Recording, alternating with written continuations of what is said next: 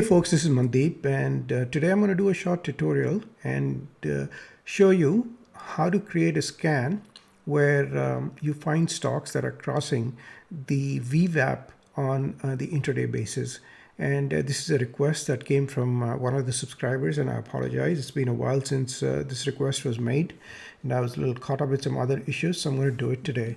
So this scan's actually quite straightforward. So to begin, you move into the scan tab and then hit the add filter, and we're going to add a study here.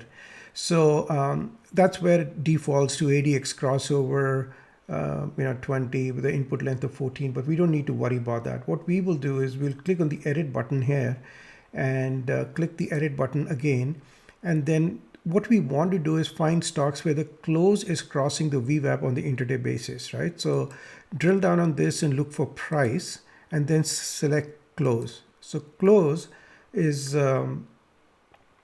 crossing above, right? So close crosses above, and then we're going to look for the study called the VWAP here. So let's just look for the study VWAP, and this is your standard VWAP study that comes with the Thinkorswim. And so essentially there's your VWAP, and then it has like two standard deviations channels, one above and one below, but we don't need to mess with any of that. We just simply hit the save button.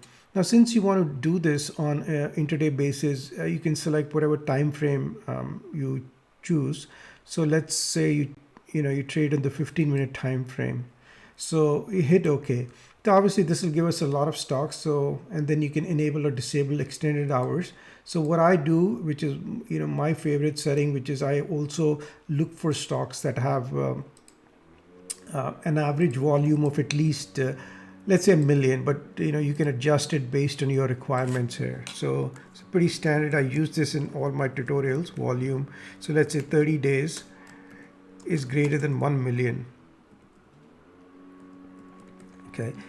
So that's that, and then we'll also look for some stocks that actually move, have a reasonable range during the day. So we look for stocks which have an ATR of at least, let's use 4 here, but we can always, anybody can adjust it based on whatever kind of stocks they end up trading. So let's hit the scan button here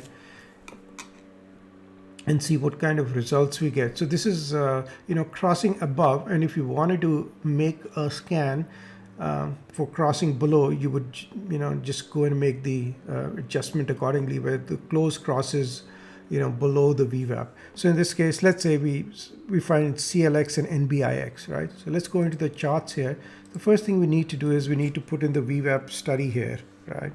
So this is the VWAP study, and when it says locked, that means you can't edit it, but you can always see what the content is of that, and you can always create a copy and mess around with it, or make some changes to it. So let's just add this here, apply. Okay, so let's look at NBIX, and as you can see, it just on this bar the close crossed above the VWAP. And we can also see we had this other stock which was Clorox. Again, these are in a certain price range, so that's why it's showing you very limited stocks. And then hopefully this should exhibit the same behavior as well. So obviously this is a little bit minor, right? In this case, it closed below. The close was below, and then it crossed above, right? So but ideally you want to find stocks that are trading in this range and then cross above. So these are good stocks to trade, and I just want to see if the UTS signal that we trade